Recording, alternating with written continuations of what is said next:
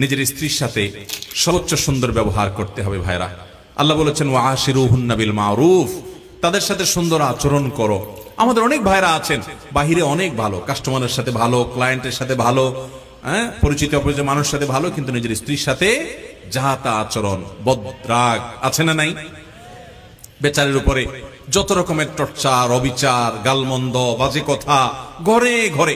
অনেক লোক আছে বাহিরে অনেক সভ্য ভদ্র, ওনাকে মানুষ অনেক ভালো জানে, কিন্তু ওনার বউ জানে ওনার চরিত্রের হাল কি, ঠিক কিনা? এই জন্য নবী করিম সাল্লাল্লাহু আলাইহি ওয়াসাল্লাম বলেছেন যে খায়রুকুম খায়রুকুম লি আহলি ওয়া আনা খায়রুকুম লি আহলি।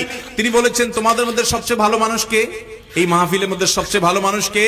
বলেছেন যে তার স্ত্রীর কাছে ভালো। অর্থাৎ স্ত্রী যদি বলে দিল থেকে যে আমার সাহেব, আমার স্বামী ওনার মতো মানুষ হয় না, উনি আসলে একজন অমায়িক ভালো মানুষ, এই সার্টিফিকেট যদি বউয়ের কাছ থেকে নিতে পারেন তো আল্লাহর কাছেও আপনি ভালো।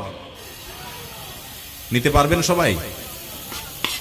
যায় বাসায় বউকে জিজ্ঞাসা করবেন যে হাদিসের ভাষ্য মতে তোমার সার্টিফিকেট ছাড়া আমি ভালো হওয়ার সুযোগ নাই, আসলে আমি মানুষটা কেমন বলো। যদি বউ হেসে দেয় পিক করে, তাহলে বুঝবেন যে কাহিনী ভিন্ন। বুঝতে পেরেছেন? যদি হেসে দেয় তাহলে বুঝতে হবে আলামত ভালো না।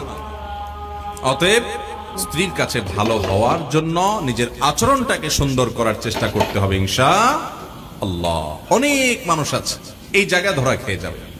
নবী করিম সাল্লাল্লাহু আলাইহি ওয়াসাল্লাম বলেছেন কিন্তু ওয়া আনা খায়রুকুম লি আহলি, তোমাদের মধ্যে স্ত্রীর কাছে সবচেয়ে ভালো অমায়িক মানুষ তোমরা যে যতজন আছো, নবীজি বলেছেন আমি তোমাদের মধ্যে স্ত্রীর কাছে, পরিবারের কাছে সবচেয়ে ভালো।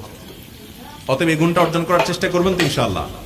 আজ থেকে বউয়ের সাথে কোনো খারাপ আচরণ করা যাবে, রাগারাগি করে বাজে কথা বলা যাবে ভাইরা আমার।